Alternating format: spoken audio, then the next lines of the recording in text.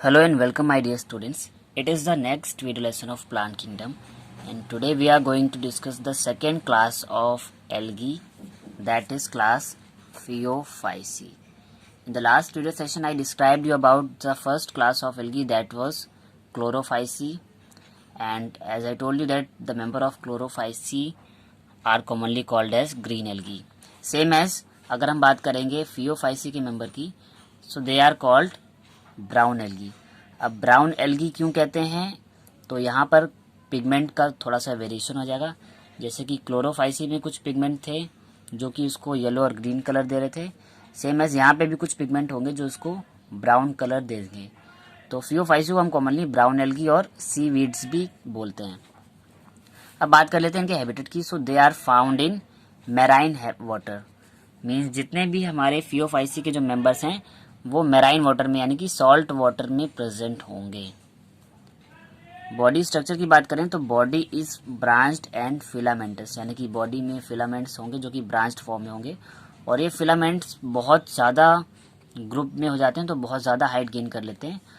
So they reach up to the height of 100 meters, means कि 100 metres तक की height कभी कभी ये कवर अप कर लेते हैं, इतना वेल डेवलप्ड इनका फिलामेंट्स हो जाते हैं।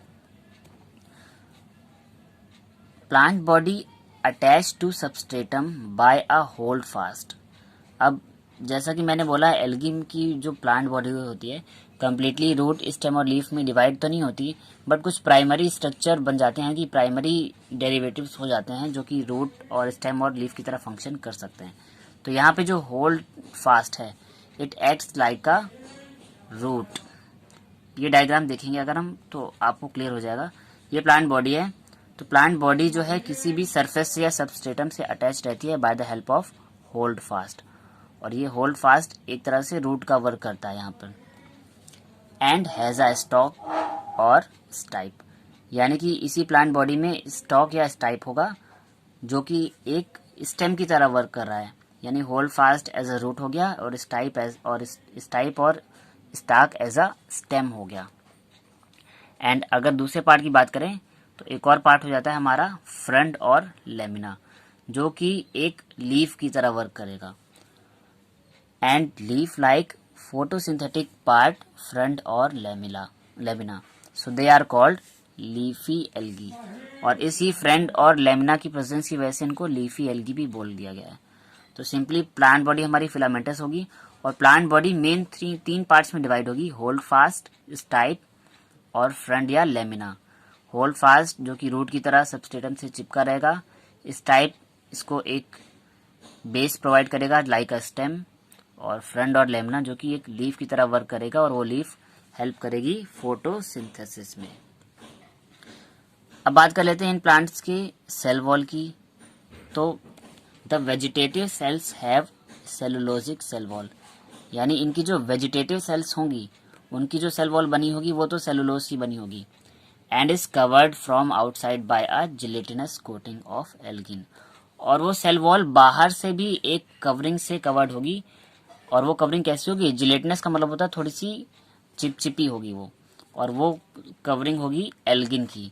अब ये एल्गिन की जो कवरिंग है ये सेल वॉल के बाहर लगी हुई है, इसका काम क्या होता है, तो ये प्लांट बॉडी को ये वाटर रेजिस्टेंट बनाती है। मीन्स भाई ये जो एल्गी हैं मैराइन वाटर में रह रहे हैं कि अंडर वाटर में रह रहे हैं, तो प्लांट को एक पर्टिकुलर अमाउंट ऑफ वाटर चाहिए होता है। अगर उस अमाउंट से ज़्यादा वाटर आएगा तो प्लांट जो होते हैं डेसिकेट होने लगते हैं, यानी कि सड़ने लगते हैं। तो ये जो है एल्गिन क्या करती है, एल्गिन की जो लेयर है जिलेटिनस लेयर, ये प्लांट बॉडी में एक्सेस अमाउंट ऑफ वाटर को एंटर करने से रोकती है। सो इस तरह से प्लांट में उतना ही वाटर रहता है जितनी रिक्वायरमेंट होती है, और बाकी का बाहर से वाटर अंदर नहीं आ पाता है इस जिलेटिनस कोटिंग की वजह से। सो हम ये बोल सकते हैं कि एक तरह से ये वाटर प्रूफिंग का काम कर रही है हमारी प्लांट बॉडी में। और their protoplasm contain plastid and a centrally located vacuole and nucleus, यानी कि इनकी सेल का जो प्रोटोप्लाज्म होता है वहाँ पर हमारे प्लास्टिड्स होंगे, वैक्यूल्स होंगी जो एकदम बीचों बीच सेंट्रली लोकेटेड होंगी, और न्यूक्लियस भी यहाँ पर प्रेजेंट होगा। अब बात कर लेते हैं इनके फोटोसिंथेटिक पिगमेंट की, जिनकी वजह से इनको बोला गया है ब्राउन एल्गी। तो जब हमने क्लोरोफाइसी की बात की थी तो वहाँ पर पिगमेंट थे क्लोरोफिल ए एंड बी, और यहाँ पे वेरिएशन हो गया है कि यहाँ पर क्लोरोफिल आ गया है A and C. Second pigment same है, बीटा कैरोटीन वहाँ पे भी था, बीटा कैरोटीन यहाँ पे भी है। ज़ैंथोफिल वहाँ पे भी था क्लोरोफाइसी के केस में, और फियोफाइसी में भी ज़ैंथोफिल है। बट डिफरेंस क्या था कि मोस्टली जो ज़ैंथोफिल होते हैं वो येलो कलर के होते हैं, इसलिए क्लोरोफाइसी के जो मेंबर थे वो येलो या ग्रीन कलर में थे। बट यहाँ पर ज़ैंथोफिल का एक डेरिवेटिव है जो जिसे हम बोलते हैं फ्यूकोजेंथिन। तो मोस्टली फियोफाइसी की स्पीशीज़ में फ्यूकोजेंथिन प्रेजेंट होता है, और फ्यूकोजेंथिन का अमाउंट जितना ज़्यादा हो जाएगा प्लांट बॉडी पे उतना ही ज़्यादा कलर उनका डार्क हो जाएगा, यानी कि वो कलर में ब्राउन कलर की हो जाएंगी। तो नॉर्मली ज़ैंथोफिल तो हमें येलो कलर देता है, बट अगर हम बात करेंगे इसके डेरिवेटिव फ्यूकोजेंथिन की तो ये प्लांट बॉडी को ब्राउन अपीयरेंस देता है, और इसी फ्यूकोजेंथिन की प्रेजेंस की वजह से फियोफाइसी को हमने बोला है ब्राउन एल्गी। अब बात कर लेते हैं रिजर्व फूड की। तो रिजर्व फूड में मैंने क्लोरोफाइसी के केस में बताया था कि यहाँ पर तो रिजर्व फूड स्टार्च और ऑयल ड्रॉपलेट्स होती हैं, बट यहाँ पर हम बात करें अगर फियोफाइसी की तो यहाँ पर स्टार्च नहीं है रिजर्व फूड। यहाँ पर जो रिजर्व फूड है वो हमारे कार्बोहाइड्रेट्स के ही डेरिवेटिव हैं, यानी कि शुगर की कुछ कॉम्प्लेक्स फॉर्म है जिनको कि हम बोल देते हैं एक तो लेमिनेरिन और एक मैनिटॉल। तो ये दो टाइप के कार्बोहाइड्रेट हैं, एक लेमिनेरिन और एक मैनिटॉल, जो कि यहाँ पर as a reserve food present होते हैं फियोफाइसी में। अब अगर हम बात करें इनके रिप्रोडक्शन की, तो रिप्रोडक्शन तो तीनों टाइप का होगा, सेक्सुअल, एसेक्सुअल और वेजिटेटिव। तो अगर हम बात कर रहे हैं इनके एसेक्सुअल रिप्रोडक्शन की, तो asexual reproduction occurs by biflagellate pear shaped zoospore.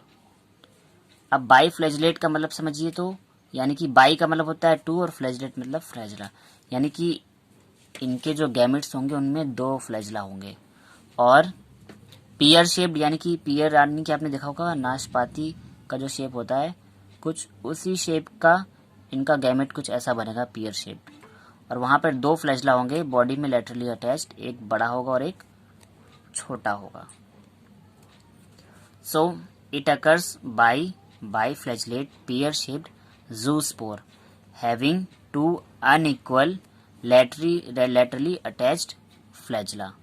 अब दोनों अनइक्वल हैं क्योंकि एक बड़ा है और एक छोटा है और लेटरल साइड में अटैच्ड हैं। और कैसे हैं ये? जूस्पोर हैं, क्योंकि मैंने ए सेक्सुअल रिप्रोडक्शन में दो ही टाइप के आपको स्पोर बताएं अभी तक, तो एक तो जूस्पोर और एक एप्लानोस्पोर। जूस्पोर जहाँ पर फ्लैजला प्रेजेंट होते हैं और एप्लानोस्पोर जहाँ पे फ्लैजला एब्सेंट होते हैं। तो यहाँ पर जो ए सेक्सुअल रिप्रोडक्शन हो रहा है वो जूस्पोर से हो रहा है, यानी कि फ्लैजला प्रेजेंट होगा और दो फ्लैजला होंगे, एक छोटा और एक बड़ा। और जो हमारे गैमेट की जो बॉडी होगी देखने में वो पियर शेप्ड होगी। तो दैट्स वाई यहाँ पर जो हम बात कर रहे हैं यहाँ के अनइक्वल लेटरली अटैच्ड दो फ्लैजला होंगे और जो गैमेट है वो हमारा पियर शेप्ड होगा इन case of A sexual reproduction. अब बात कर लेते हैं इनके वेजिटेटिव और सेक्सुअल रिप्रोडक्शन की। तो वेजिटेटिव रिप्रोडक्शन तो कॉमनली यही एक मेथड सब में चल रहा है, बाई फ्रेगमेंटेशन, यानी कि हमारी जो बॉडी है एल्गी की वो कई सारे, हमारा जो एल्गल फिलामेंट है वो कई सारे छोटे छोटे फ्रेगमेंट्स में टूट जाएगा और हर एक फ्रेगमेंट एक नए फिलामेंट को डेवलप कर लेगा। सेक्सुअल रिप्रोडक्शन में भी वही कॉमन टाइप है, isogamous, anisogamous and oogamous. Isogamous यानी कि सेम टाइप ऑफ गैमेट बनेंगे, एनाइसोगैमस यानी कि गैमेट के साइज डिफरेंट होंगे, एक छोटा और एक बड़ा। और ऊगैमस में मैंने बताया था कि एक बड़ा लार्ज साइज का गैमेट होगा जिसको कि हम फीमेल गैमेट या एग बोलेंगे, जो कि नॉन मोटाइल होगा यानी कि मूवमेंट नहीं कर पाएगा, और एक स्मॉल सा मेल गैमेट होगा जो कि छोटा बहुत होगा और उसमें फ्लैजला होगा यानी कि वो मोटाइल होगा। तो अगर एक लार्ज गैमेट है जो कि हम एग कंसीडर कर रहे हैं जो कि नॉन मोटाइल है, और एक छोटा गैमेट है जो कि मोटाइल है, इस केस को बोलते हैं हम ऊगैमस कंडीशन। तो सेक्सुअल रिप्रोडक्शन के ये तीन ही मेथड हैं, सब में ही कॉमन है लगभग कि आइसोगैमस, एनाइसोगैमस और ऊगैमस टाइप।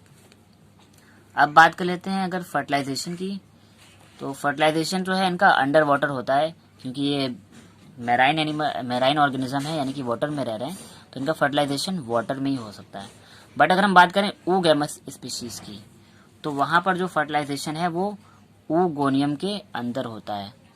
सो अगर नॉर्मल आइसोगेमस और एनाइसोगेमस कंडीशन है तब तो फर्टिलाइजेशन वाटर स्ट्रीम में हो जाएगा। बट अगर कंडीशन है oogamous टाइप की, तो in case of oogamous fertilization occurs inside oogoनियम। तो अगर हमारी स्पीशीज़ कैसी है, oogamous स्पीशीज़ है, तो हमारा फर्टिलाइजेशन oogoनियम के अंदर होगा, यानी कि हमारे इस एग के अंदर ही होगा। जब मेल गैमेट अपना न्यूक्लियस एग के अंदर फ्यूज़ कर देगा तब जाके फर्टिलाइजेशन होगा।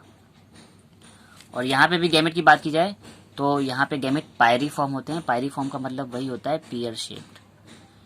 सो गैमेट्स तो इनके भी पायरीफॉर्म होंगे, और यहाँ पे भी 2 लैटरली अटैच्ड फ्लैजला होंगे, एक स्मॉल और एक लार्ज, यानी कि बाई फ्लैजलेट पायरीफॉर्म फ्लैजला यहाँ पे भी प्रेजेंट होंगे सेक्सुअल रिप्रोडक्शन के केस में। सो आई होप आपको क्लास VOC के सारे फैक्ट क्लियर हो गए होंगे। तो स्टूडेंट, ये वीडियो आपको कैसा लगा प्लीज़ कमेंट करके बताएं, और अगर ये वीडियो आपको समझ आया तो प्लीज़ इसे लाइक करें और सभी स्टडी रिलेटेड ग्रुप्स में शेयर करें। साथ ही चैनल को सब्सक्राइब कर लें और बेल आइकन को भी प्रेस कर लें ताकि अपकमिंग वीडियोस के नोटिफिकेशन आपको मिलते रहें। और अगर इसके पहले का वीडियो क्लोरोफाइसी वाला आपने नहीं देखा है तो उसका लिंक मैंने डिस्क्रिप्शन बॉक्स में दे रखा है। सो उस लिंक पर जाकर आप क्लोरोफाइसी वाले वीडियो को भी देख सकते हैं। Thank you students.